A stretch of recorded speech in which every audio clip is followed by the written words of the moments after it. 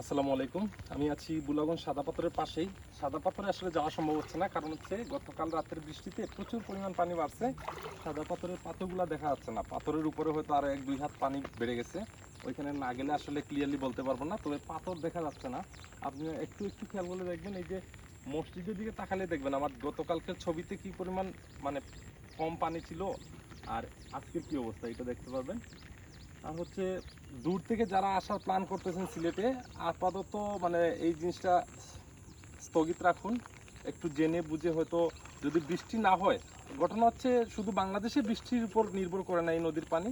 এটা মূলত হচ্ছে মেঘালয় রাজ্যের চেরাপুঞ্জিতে প্রচুর পরিমাণ বৃষ্টি হয়। ওইটা আসলে বৃষ্টিপ্রবণ একটা এলাকা।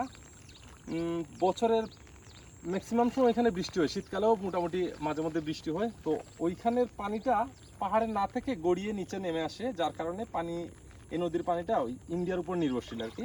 তো ইন্ডিয়াতে বৃষ্টি হলে পানি বেড়ে যায়। বাংলাদেশের বৃষ্টি যদি থামে তাহলে হয়তো একটু কম থাকবে, পানিটা একটু কমবে। তো আপনারা যারা বুলাগঞ্জ আসতে চাচ্ছেন, একটু জেনে শুনে আপডেট জেনে তারপরে আসার চিন্তা ভাবনা করবেন। ভালো থাকবেন। আসসালামু আলাইকুম।